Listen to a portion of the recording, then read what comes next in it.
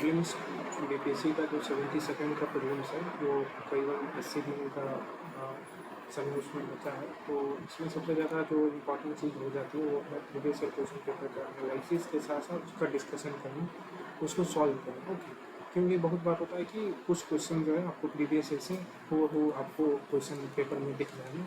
तो ऐसा ना हो कि हमें कोई क्वेश्चन, अगर ऐसा क्वेश्चन कोई आ जाए प्रीवियस ईयर से, हम उसको सॉल्व ना कर पाए तो उस समय आपको बहुत ही अफसोस होगा। तो उसी को दूर करने के लिए हम जो है प्रीवियस ईयर क्वेश्चन पेपर को सॉल्व करेंगे और इससे आपका मोटा मोटी 60% जो है क्वेश्चन कवर हो जाएगा, 60 to 70%। ओके, क्योंकि जनरली जो है कॉम्पिटेटिव एग्जामिनेशन जैसे बीपीएससी वगैरह में आप देखिएगा तो 30 to 40% क्वेश्चन जो नए आते हैं, बाकी सब जो है 60 to 70% वो प्रीवियस ईयर क्वेश्चन पे ही आधारित होता है। ठीक है, एग्जैक्ट होना पॉसिबल नहीं है बट उसी पे आधारित होता है। ठीक है, तो उसी से डायरेक्टली और इनडायरेक्टली रिलेटेड होता है। तो हम लोग आज से स्टार्ट करते हैं और ये सीरीज़ लंबा चलेगी, तो आप हमारे चैनल से भी जुड़ सकते हैं। और अगर आपको पीडीएफ चाहिए तो आप कमेंट बॉक्स में लिख दीजिए, मैं आपको इसको प्रोवाइड कर दूँगा फ्री ऑफ कॉस्ट। ठीक है, तो स्टार्ट करते हैं। तो पहला जो हमारा क्वेश्चन, हम जो है टॉपिक वाइज चलेंगे मॉडर्न इंडियन हिस्ट्री का। ठीक है, तो एडवेंट ऑफ यूरोपियन कंपनी से देखते हैं कि कितने क्वेश्चन आएंगे। ठीक है, तो पहला क्वेश्चन है, who was the first Portuguese viceroy in India. तो बात कर रहा है कि पहला पोर्टुगीज कौन वाइसरॉय था इंडिया। यहाँ ध्यान रखना है कि हमें ये कंफ्यूज नहीं करना है कि कौन पहला पोर्टुगीज है इंडिया में था। अगर वो बात करेंगे तो हो जाएगा वास्को डी गामा, लेकिन यहाँ पे पूछा है कि फर्स्ट पोर्टुगीज वाइसरॉय कौन था। ठीक है, तो चलिए तो देखते हैं। तो अल्मीडा जो था उस वो जो फर्स्ट पोर्टुगीज वाइसरॉय इंडिया में था। ठीक है, ये कब आया था?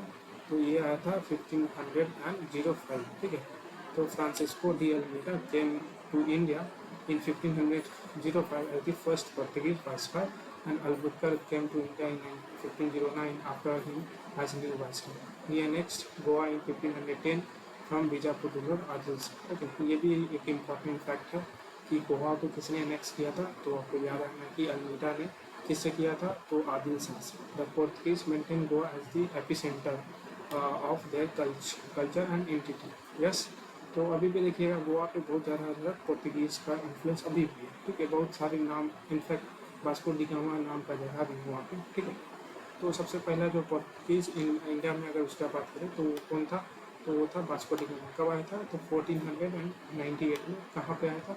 तो कालीकट में आया था, जो वेस्टर्न कोस्ट पोर्ट पड़ता है इंडिया का, वहाँ पर। उस समय का शासक कौन था? जयमहिंद। ठीक है, और वास्को डी गामा जो भी यहाँ से ब्लैक पेपर वगैरह इंडिया से लेकर जाता था, उसको सेल करता था यूरोप में, उसे वो 60% प्रॉफिट जो है अर्न करता था। ठीक है, तो यहाँ तक हो गया। ठीक है, चलते हैं नेक्स्ट क्वेश्चन पर। तो सेकंड क्वेश्चन है कि who use Hooghly as a base for piracy in the Bay of Bengal. ठीक है, यानी कि बे ऑफ बंगाल में किसने जो है हुबली को अपना बेस बनाया है ताकि वो पायरेसी कर सके, यानी कि जासूसी वगैरह, सॉरी जासूसी नहीं, पायरेसी मतलब क्या होता है कि लूटपाट वगैरह कर सके। ठीक है, तो वो किसने किया था? कौन था सर? डच ने किया था? नहीं। फ्रेंच ने किया था? नहीं। तो कौन थे? पोर्तुगीज थे। आपको पता होगा ब्लू वाटर पॉलिसी जिसे कहते हैं, या फिर काटेज सिस्टम, काटेज सिस्टम जो कहते हैं उसे इन्होंने स्टार्ट किया था। ठीक है, यानी कि आपको ये भी ब्लू वाटर पॉलिसी भी नहीं कहता, पोर्तुगीज का काटेज सिस्टम भी नहीं कहता, यानी कि आपको टैक्स वगैरह देना पड़ेगा। उसी को एक्सपैंड फर्दर किया था ब्रिटिशर्स ने। ठीक है, तो इसका देखते हैं। So the Portuguese use Hooghly as a base for piracy in Bay of Bengal in the Bay of Bengal. In 1632, Qasim Khan, who was the governor of Bengal during Shahjahan's reign, finally subdued and imprisoned thousands of Portuguese. ठीक है, चलिए ये तो अब किसी के राज्य में आके आप ऐसा चैलेंज नहीं कर सकते ना शासक को। Where in India did Britishers set up their first factory. Okay, so Britishers ने इंडिया में कहाँ पे अपना पहला जो है फैक्ट्री इस्टेब्लिश किया था, ये क्वेश्चन पूछ रहा है। 1613। गोवा नहीं, गोवा में तो आए भी नहीं थे ना, गोवा में पोर्तुगीज थे जो बेसी डोमिनेंट, ज़्यादा डोमिनेंट थे। हुबली नहीं, बंगाल में, सूरत में। आपको याद होगा कैप्टन हॉकिंस जो आता है, कैप्टन विलियम हॉकिंस जो आता है मुगल कोर्ट में सूरत में 1609 में। बट उस समय जो है ये परमिशन नहीं मिलता है फैक्ट्री को इस्टेब्लिश करने के लिए। But despite Portuguese antagonism, captain Middleton landed eight Surat and succeeded in getting the permission. Okay, permission for trade with Mughal governor in 1611. Captain Thomas West dissolved the Portuguese monopoly with the victory of Suratpur. Initially, the British established a permanent factory in 1613 AD.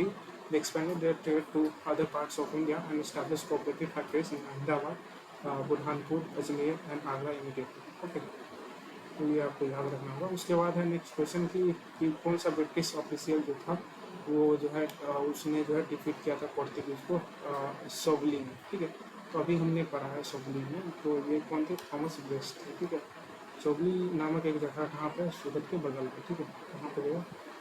Just a minute. Thomas Best dissolve the Portuguese monopoly with the victory of Suratpur. Yes, Thomas Best यहाँ पे हमने देखा, इसी के question उन्होंने पूछते हैं. इसलिए मैं बोल रहा था कि आपको प्रीवियस क्वेश्चन देखना जरूरी है. कि 1994 में पूछा था, इसी से एसोसिएटेड फैक्ट था कि ये आपको पता होना चाहिए कि थॉमस वेस्ट जो है इन्होंने पोर्तुगीज को मोनोपोली को एक तरह से ब्रेक किया सूरतपुर को जीत कर. ठीक है ना. तो यहाँ पे थॉमस वेस्ट इसका एग्जाम्पल होगा. After defeating Portuguese as सॉली near Surat in 1612, English established their factory at Surat. Captain Thomas West was responsible for the English. ठीक है. उसके बाद बात करते हैं डच ईस्ट इंडिया कंपनी में जो था उसने अपना जो है फैक्ट्री पटना में कब स्टैब्लिश किया था? कौन से ईयर? ठीक है, तो ये जो है 1632 में, यानी कि B is the correct answer. ठीक है, तो डच ईस्ट इंडिया कंपनी जो था इस्टेब्लिश किया था अपना जो फैक्ट्री है पटना में 1632 में. while it was closed in the same year. Although historian Om Prakash has given proofs for establishment of a Dutch factory in Patna in 1638, which was closed down the same year due to the money problem. Okay. उसके बाद देखते हैं Dutch East India company establish इस factory in Patna at which year. So Dutch East India company ने अपना जो है factory जो है पटना में कौन से साल में इस्टेब्लिश किया. देखिए सेम क्वेश्चन वो क्वेश्चन जो है 2019 में आया है और सेम क्वेश्चन जो है 2023 में, यानी 4 साल बाद हम देख रहे हैं प्रीवियस ईयर जो है रिपीट हो रहा है.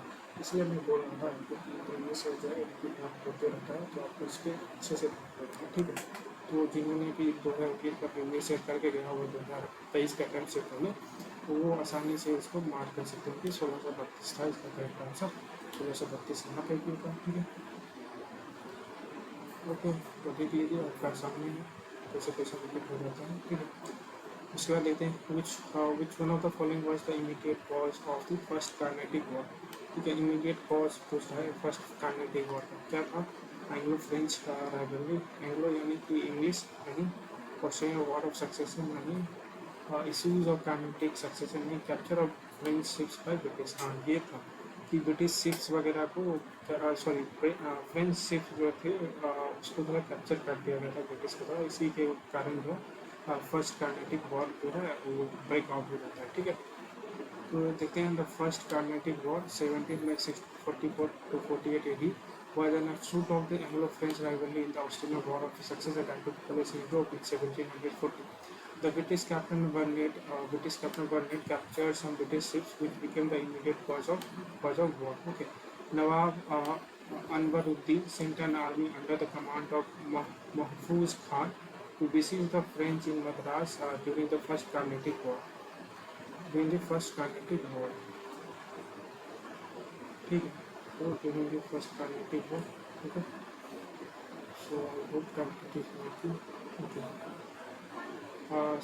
ठीक है, during the First Carnatic War. उसके बाद जो बात करते हैं हो गया. Yes, so the French army under command of Captain Paradise defeated Nawab's army at the Battle of St. Thomas near Adyar River. Treaty of Aix-la-Chapelle ended the War of Secession with its first carnival ended under British occupied India. The first carnival war is known for War of St. Thomas. Okay, let's start with the next question.